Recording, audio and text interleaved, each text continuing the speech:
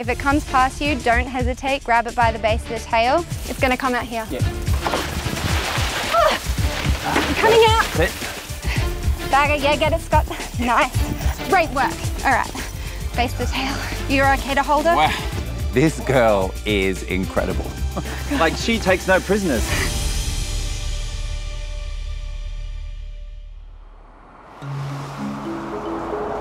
Heard of a lady called the Wallaby Woman, and apparently she is all about rescuing and relocating wallabies, so I'm on my way to meet her.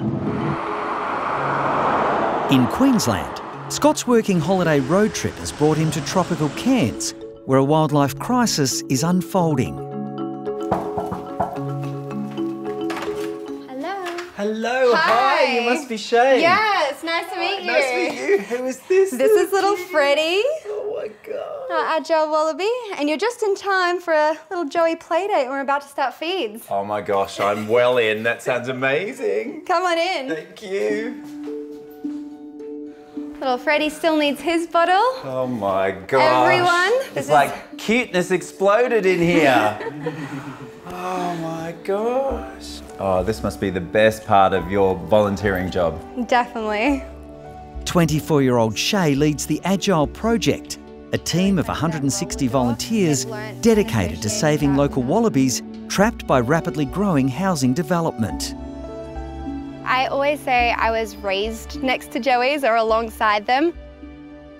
My mum was a wildlife carer. She was a single parent to 2 children, but also we just lived in a madhouse. I remember doing snake relocations, we did cassowaries, we did, of course, wallabies.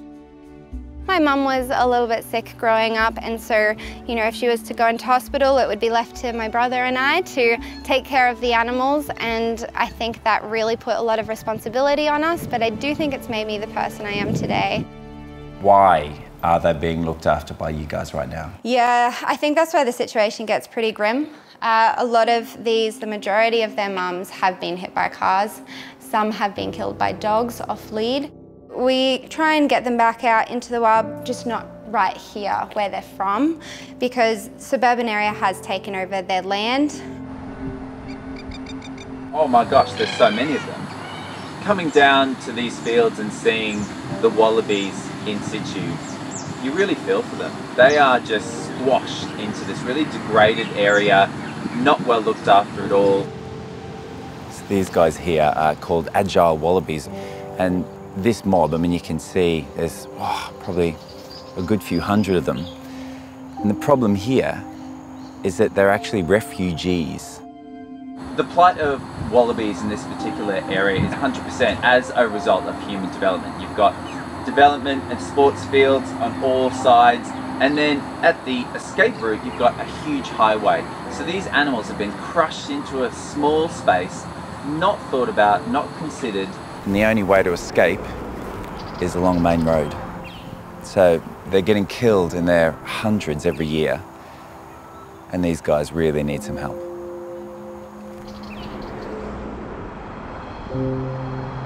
Hi there, Joel. How you going? I'm Scott. Good. Hey, Scott. How you going? Nice to Nice meet to you. meet you. Yeah. Wow, this is a sad picture to see, isn't it? Yeah, that was one of this morning's casualties. Nearby, wildlife rescuer Joel has found the latest fatality. Adult female with a pinky that survived the car strike. You can see the blood on the highway.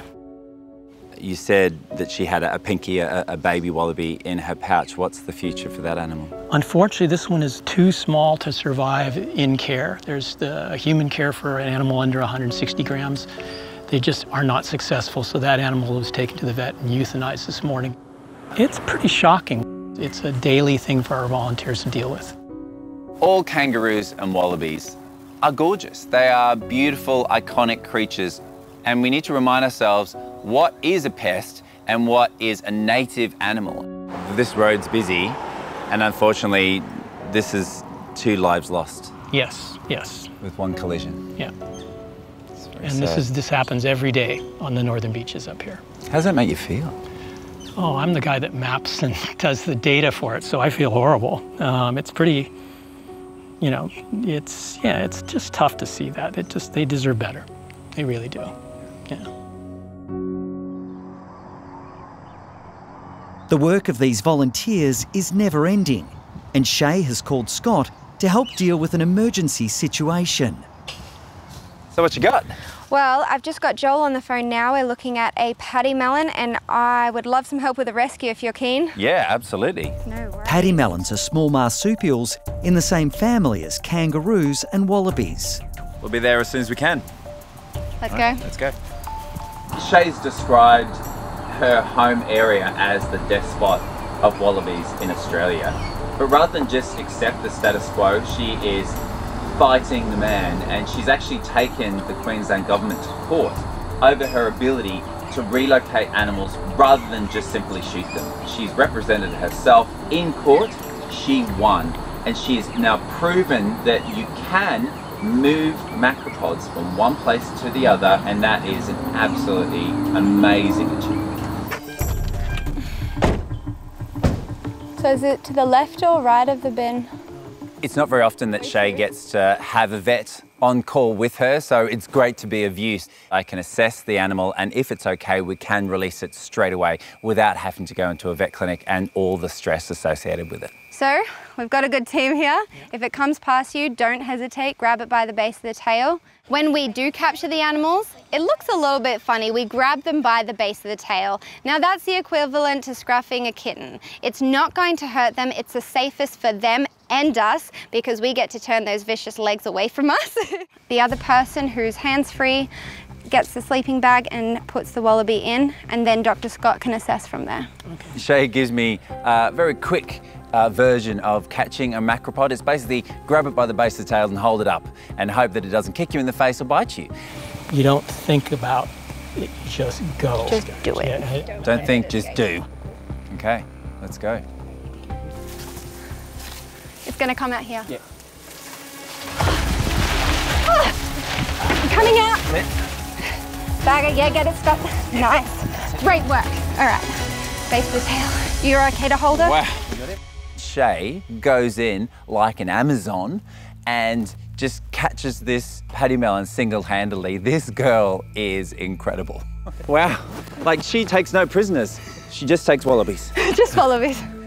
Yeah, I mean, there's three grown men standing there watching Shay in all her glory just completely lady handle this paddymmelon. It's really impressive. I'll hold the base of the tail so you can assess. It's all right, darling. Yeah, so I'm just looking for any injuries, anything external that would explain why this guy's here. But so far, not finding anything. In these kind of situations, we really just don't know what the outcome will be. If it's got a broken leg or a really severe injury, it does mean that we will have to euthanize it. To be honest, a lot of these cases end like that, so really hoping it's not that situation. So let me just have a look at his head, if I can get him. There we go. All right, yes. Hi, it's okay, it's all right, we're here to help, it's all right. Right, he's really struggling with. I'm gonna go get the vitamin E. Can someone hold his tail? Okay. Macropod, which pretty much means big foot, that involves kangaroos, paddymmelons, wallabies, are quite susceptible to myopathy. Now, this is essentially death that can be caused by stress, but Dr. Scott has got some medication on hand that will reverse the stress. So what do you think, Shay? I mean, he seems pretty healthy. If you've cleared him, then I think what's happened is he's accidentally got himself trapped. So we've helped remove him from the situation, which is really good, because if he would have come out this way later tonight, chances are he would have got hit by a car.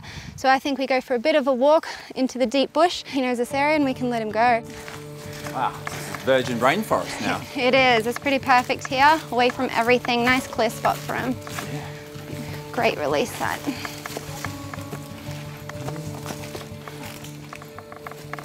So, ready to release? Yeah, this is a clear space. All right, okay, so you just lift off and then...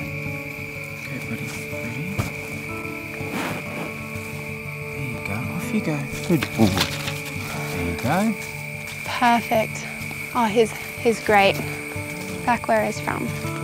I'm feeling inspired and amazing. We've managed to relocate an animal that needed us and release it back into the wild. Rescue one life at a time. Yeah, good work. Yes, come on team. Nice one. This release is just a warm-up, with all hands on deck required early tomorrow morning to help with a massive capture and relocation operation. I am so excited to channel my energy into something really positive, joining this team of wildlife warriors as they scurry around at 2 o'clock in the morning, capturing as many wallabies as possible. I literally cannot wait.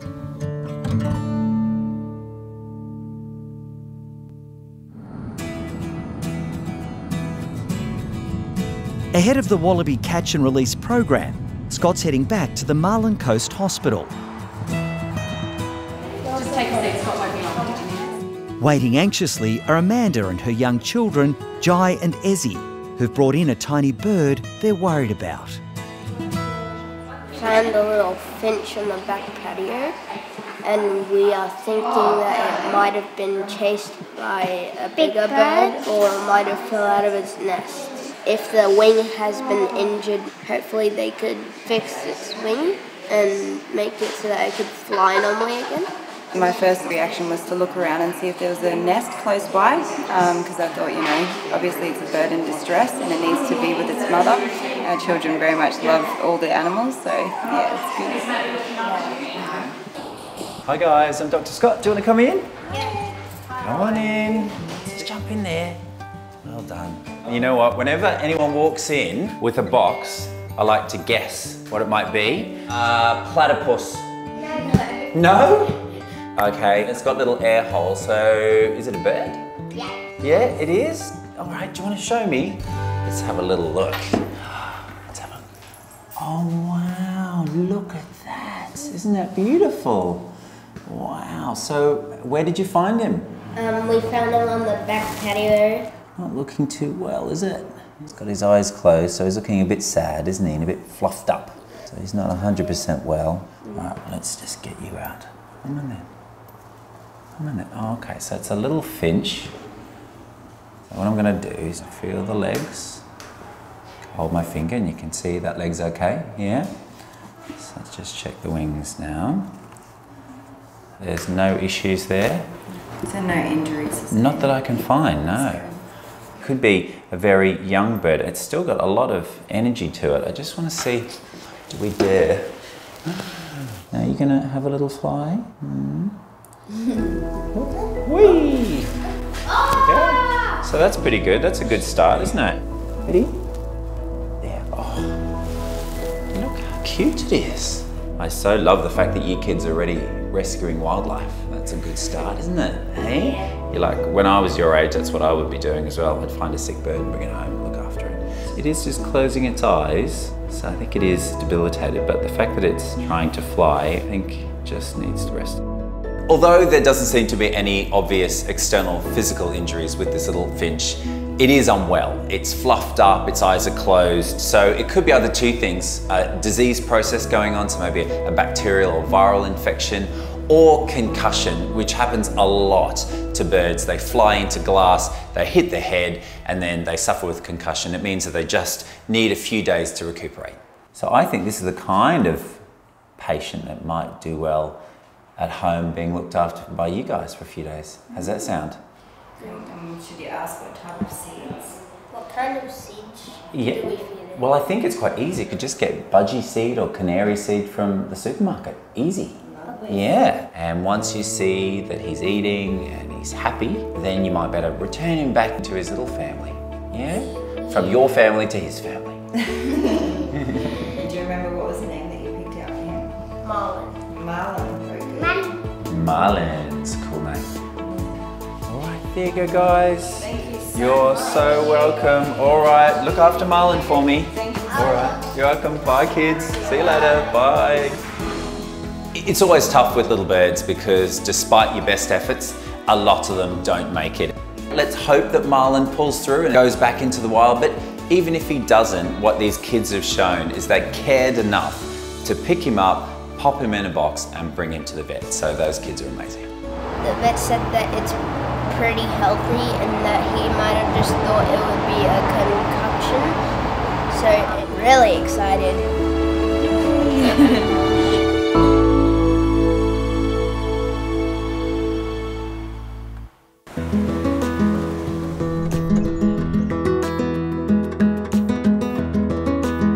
Hi there, Hi. how you doing? Hi. Hi. Nice to see you. And you, do you want to come on in? Sure, thank you. Scott's next patient has arrived with Meg, the wildlife manager at a local native fauna park. So, what's been happening? So this is Honey, the Squirrel Glider.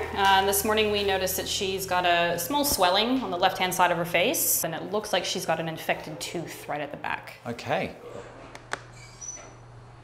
Wow, it's so little. Yeah, she's tiny. She's so light.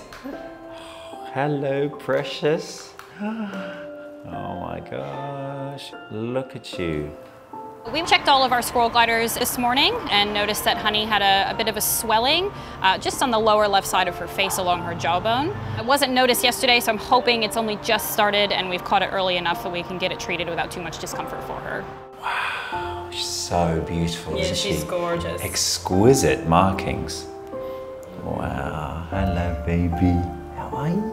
Popping out of the little bag, Honey, just this vision of gorgeousness. She's got these beautiful big eyes. Of course, she's a nocturnal creature. Seems also quite confident. She's amazing. Yeah, she's pretty cool.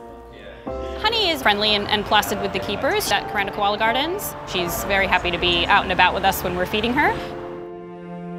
Squirrel gliders do exactly as their name implies. They glide. They will start from one tree and be able to, like a kite, catch some air and glide to the next tree. So they don't fly by any means. They don't actually gain any height. They do glide in a descending manner. So how far can they glide from tree to tree? About 50 meters if they start high enough and they have enough open space. So they use their wings, if you want to call them that. The large bits of skin connect from the back of their hand to the back of their feet, and they use that to glide from tree to tree. Oh, good girl. That's it. I love Australian wildlife. When I was 7, I was camping with my parents in the outback, and a small rodent touched me on the finger, and it was this sort of almost religious moment where I just went, you know, this is what I want to do. I have an affinity with animals, and I took it all the way to being a vet. Now I can see that swelling very clearly, so just under the eye on that right-hand side, right? Yeah, her left, your right, yeah. So has she still been eating normally? She was eating yesterday. Yeah. What do you feed these guys? A bit of fruit and a little bit of hard veg, and then they also get a variety of browse, so we give them eucalyptus and fig. The possibility is that she's got an infection around the tooth, also maybe it's some sort of foreign body, maybe a bit of the vegetable material that she's eating. Yeah, it is a possibility that she's had to chew on some of the browse and maybe a stick or something's gotten stuck. The likely causes for the swelling on Honey's face is a tooth root abscess. So either there's a damaged or dodgy tooth that needs to come out, or there's something stuck between the teeth. Either of those things cause infection, leads to pus, and that's the swelling that you see. Hey, Kath. Hi, how are you doing? Hi, good. So I've got little Honey, the squirrel glider. She is unbelievably gorgeous. Here we go. Just have a look. When you see this girl, she is just magic. Oh, hi, beautiful. Isn't she just magical? She's stunning. You can see the swelling on her face. That's it, yeah. And that's the issue that we have to address today. So we'll give her a little bit of gas. Yep. Wait until she's nice and sleepy. I'll have a look into the mouth. We'll see what the problem is and we'll go from there. Perfect. Sound good? All right. Yes. All right, sweetie. Put a little nose in there. There we go. This is the first time Scott's treated a squirrel glider, and dealing with such a delicate native animal is making him more than a little nervous. All right, you happy for me to put the gas on? I am, yeah. Come on. It's really difficult to manage the anaesthetic of a little creature like a squirrel glider. When they're that little, they have a very fast metabolism, so they absorb the anaesthetic quickly and then they throw it away quickly as well. So they wake up, then they go back deeper, and so trying to get the job done in between those quick highs and lows is really tricky. She's getting there. Yeah, she's nearly there. So, good girl. So she's getting a little bit floppy there. It's hard to build up on that back molar. Just trying to see if that tooth wants to actually come out. Scott needs to take a closer look at Honey's tooth to decide if it needs to be removed. Jail bars right in the front of the mouth there, just makes it tricky. Yeah. But the shape of the 4-year-old marsupial's mouth is making the job almost impossible. The anatomy of the squirrel glider is quite challenging, very long, pointy incisors, kind of jail bars getting in the way of what I need to do. So it does make it really difficult to navigate around the oral cavity. So access is proving quite difficult in this guy.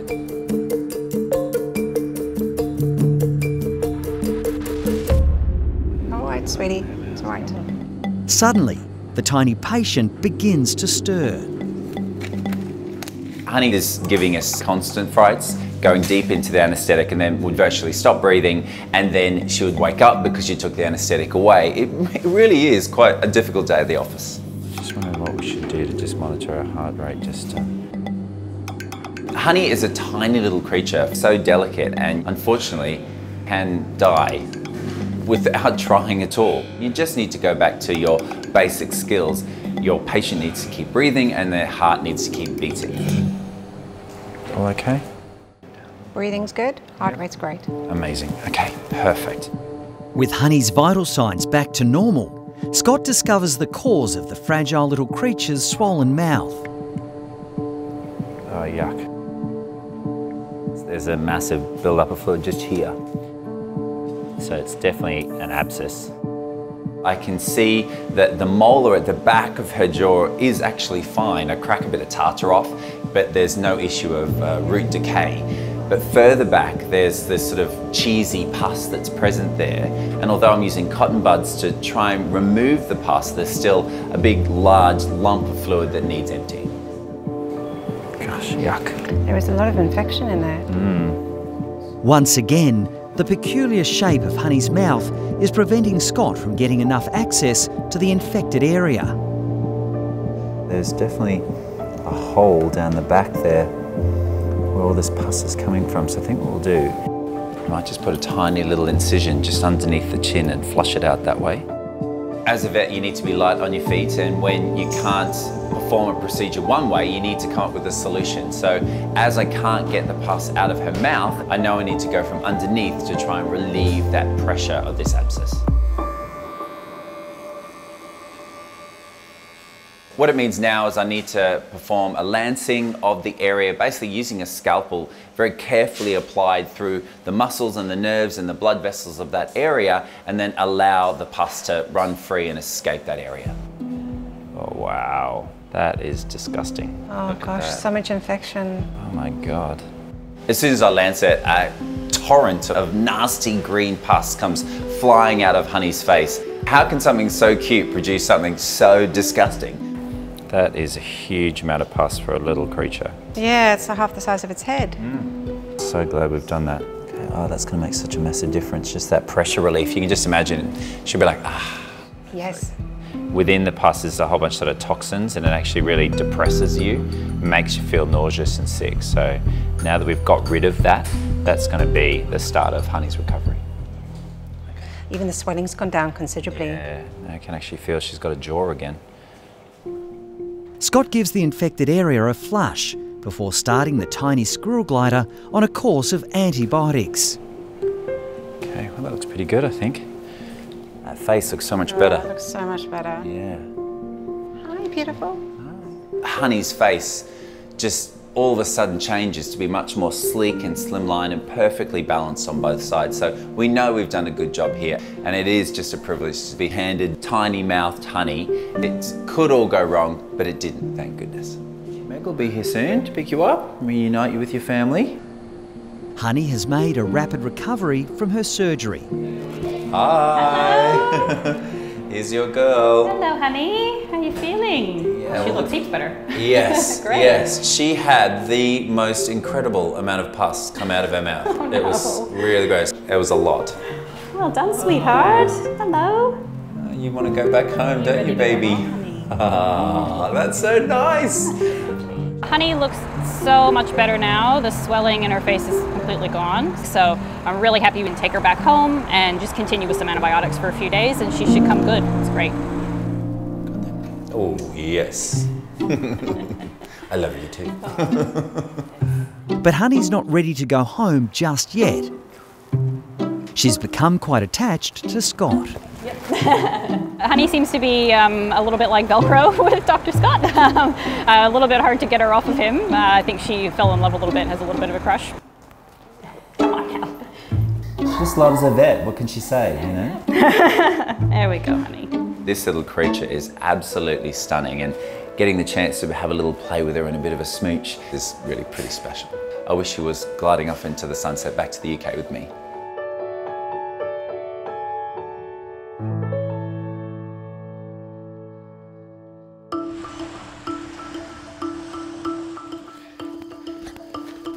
Good morning, everyone. Good morning. Back at Trinity Beach, it's 2 a.m. and Scott is meeting up again with wildlife rescuer Shay and her team to try to capture and relocate as many wallabies as possible. So everybody knows the traps I'll be setting this morning. I'll take Dr. Scott. The aim is to get in and out as quick as possible. It's really exciting, you know, it's very quiet and very still at the moment, but I appreciate from what Shay's been saying that the energy starts really pumping and the adrenaline gets going when the animals are going into the traps. All right, So what have we got here? Heaps of sweet potato, which is like healthy wallaby chocolate. Yeah. They love it, and we'll go set the traps. And that is our ton of sweet potato that we order in order to do this. Wow. The wallabies will be lured into special traps so they can be safely transported away from the busy housing development. And we've got pre-chopped sweet potato, and we're going to give them enough that if one was to get caught quite quickly, they have a really great time eating the little pieces. Now we zip it up. So this is where we're going to unzip it when we come out. When they're captured, yeah. Yep, so we just go joont, joont, joont. Grab, lift, yep, bag. Right. Sometimes they like to boing out, try and grab a mid-air. Yeah, okay. It feels like it's going to be quite frantic, like this is the calm before the wallaby storm. Yes, exactly. But it's also weird because we don't speak, so it's all frantic in silence. Oh, okay. Yeah. The only thing about tonight is it still seems pretty hot. Yes, it is a little bit warm. So 26 degrees and under is a safe space for these wallabies. If it gets above 26 degrees, that's when we cease operations. When you're trying to remove wallabies from an area, of course they're going to get stressed, and they get even more heat stressed when it's hot. Right. What temperature is it now? It is 26, but it is dropping and then going back up. Wow. So yeah. we've got a little limited window of opportunity here to get these wallabies rescued and out. Absolutely, and I think that's why we go, go, go and just don't stop as soon as we start capture, because it really is a timely matter. We cannot go ahead if it is 26 degrees or above, so that's why the pressure's on. Wow, I'm feeling it. Yes, you'll be feeling it soon with the sweat as well. So just drop that one, make sure it drops perfectly. Yeah. Great. Right, so now we've set our 2 traps. How long should we expect that it'll take for a wallaby to jump on in? Yeah, these back ones, they love these ones, so they're our go-to spots. Sometimes 5 minutes, but they do have a whole hour to come in. So we check them on the hourly. So in 1 hour's time, we'll be back out here probably pulling a nice big boy from this trap. Well, hey, I'm excited and nervous in equal measure. It's gonna be fun.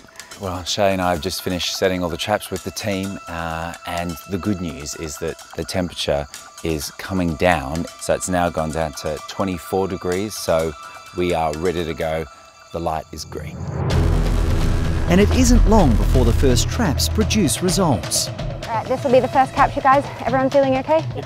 All right, let's go.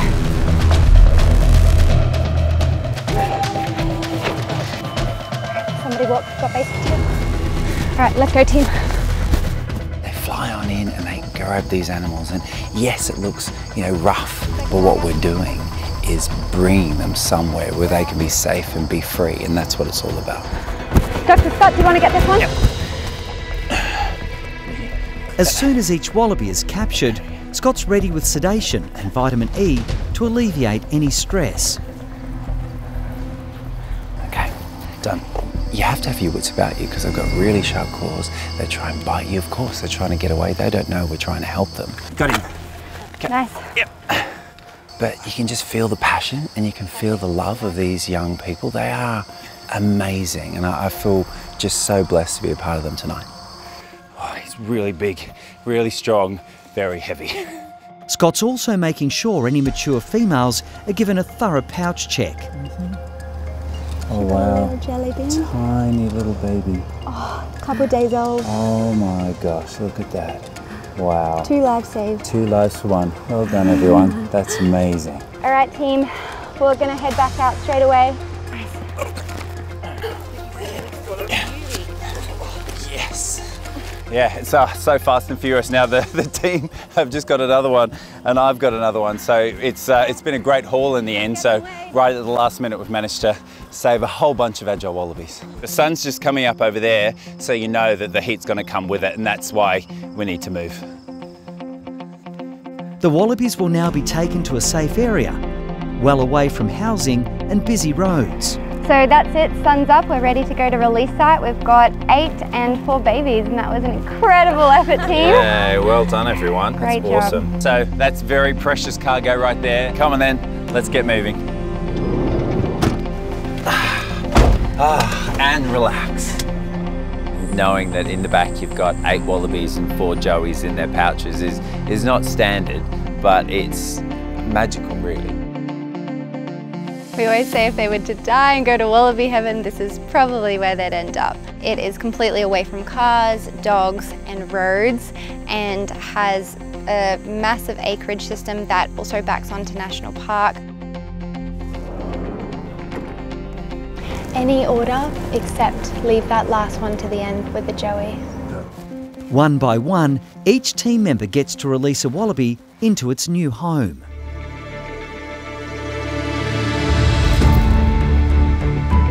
Wow, that was good, wasn't it? Ready? Nice one. Just gotta check her pouch first, just to make sure they can still see. Whoa. She gone. Okay. There she goes.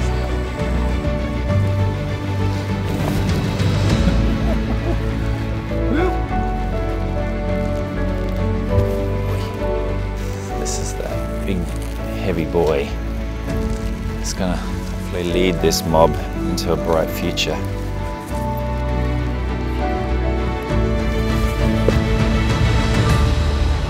Very happy boy. He is very happy.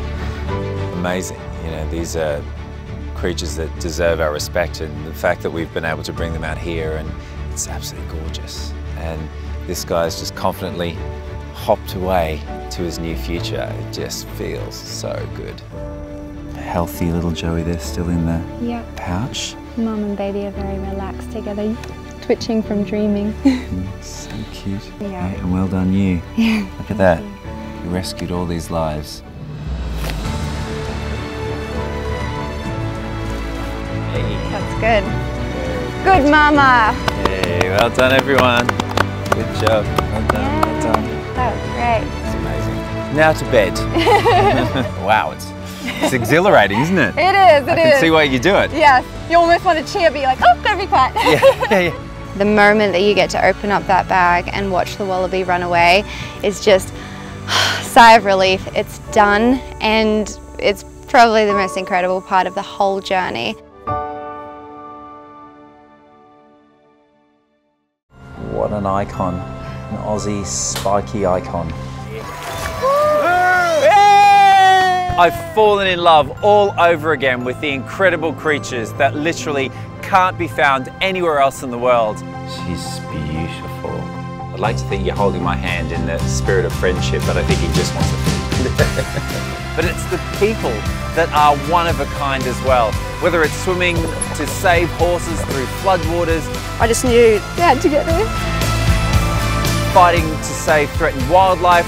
These guys are disappearing. And once they're gone, that's it, they're gone. We can't get them back again.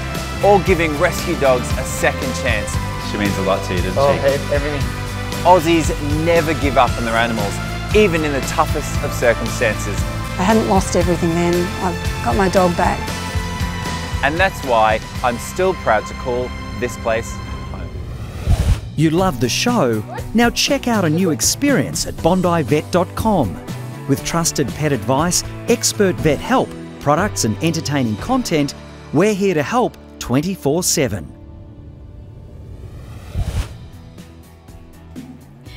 Hi, I'm Dr. Danny. If you enjoyed this video, then please remember to subscribe to the Bondi Vet YouTube channel. Click on the screen now to continue watching more great content.